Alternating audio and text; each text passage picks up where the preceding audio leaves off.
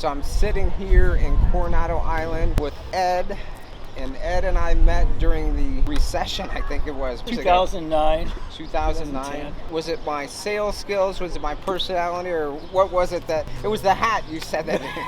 What connected me to you? Yeah, what connected us? Was a mutual friend of ours that had a bus tour. On a bus tour. And he was trying to sell his products to us. That's right. And Flip came on as a hard money guy on our little bus tour. This guy took us around to other properties, showed us the properties, thought what it would take to rehab them, and then what we could resell them for. Was that like the weekend bus tour, right? Yes. Like you were at a resort in Scottsdale, or? No, I was hanging out at a Motel 6. Where was the event? Was it? Oh no, it was through Jeff.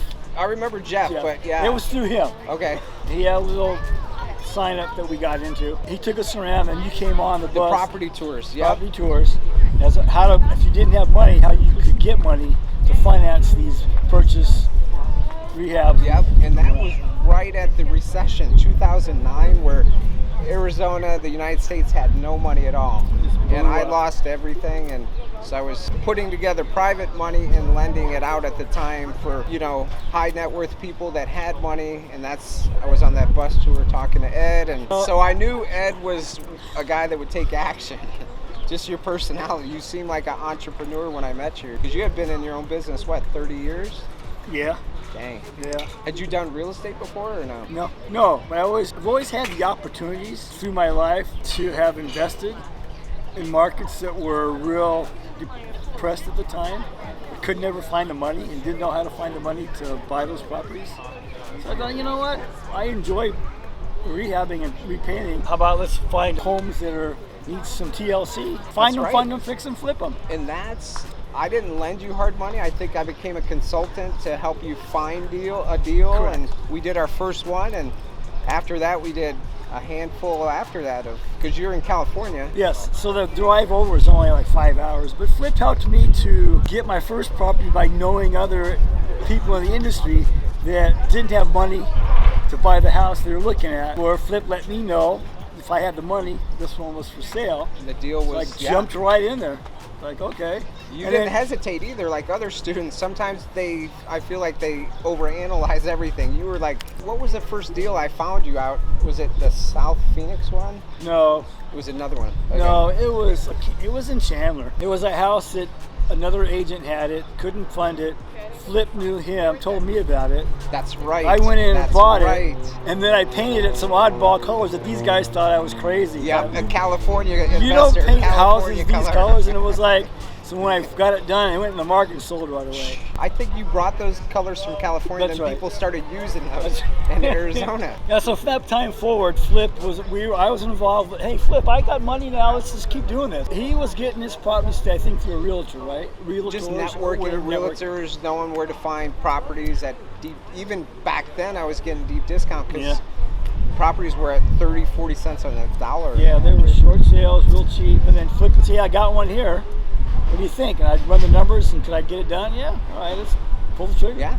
And again, you have to trust and believe in your mentor, your coaches. If they say it's good, do your homework. But Ed, he never hesitated, and you just made it happen too. Because I can tell you until I'm blue in the face, but unless you take the action like you did. And you did extremely well with that first one, and we just continued. Yeah, too. The other part of that whole thing was that Flip had the construction guys. The renovation guys in place. So I didn't have to go search. I used his guys, and as I was over there, I went to Phoenix a lot and did a lot of the work myself.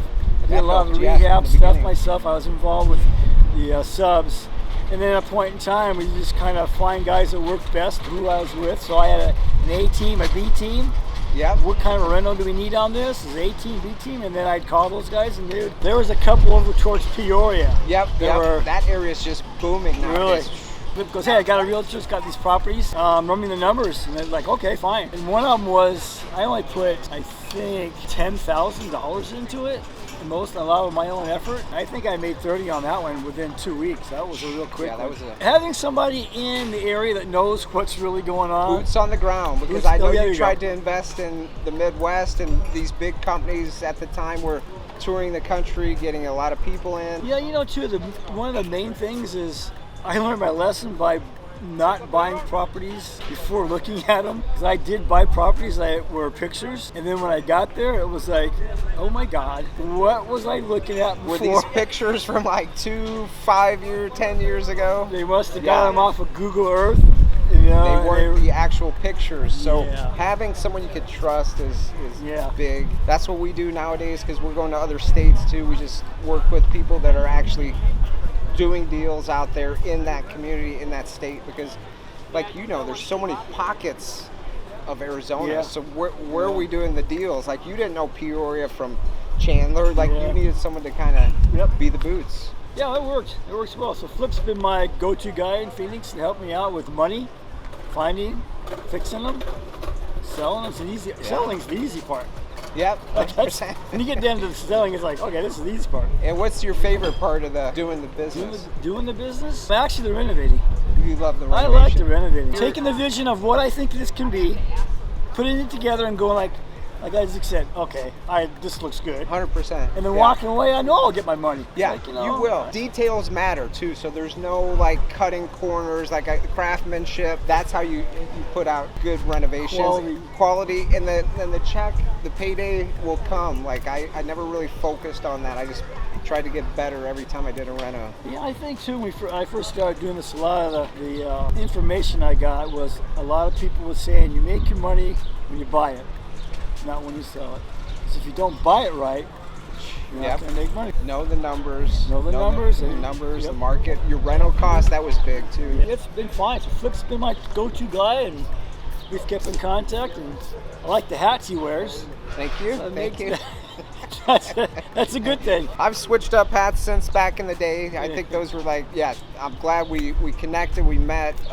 You took action. Like I could commend you for just stepping into it and making it happen. So glad after all these years, you're still out there and doing it. How's that saying go? If you do what you love, you never work a day in your life. Yeah. I worked some hard days. What I did for a living, I enjoyed doing it. That's why I did it. And that's why being an entrepreneur like yourself, myself, like the days sometimes are hard, but like the rewards are this. We're sitting on Coronado Island in June instead of being in Phoenix. Put your time in. Yeah. Do it right. Learn from some mentors, that whether it's me or someone else that has been doing it. And again, we always talk about if you're just starting, what could you bring to the table? You don't have money, but you do have value. So, you could go to some mentor and say, hey, what can I help you with, and be a resource. And that would be a win-win for myself. Coaches who's out there needs support and help. So if you're looking to get in, reach out on Instagram, just make it happen.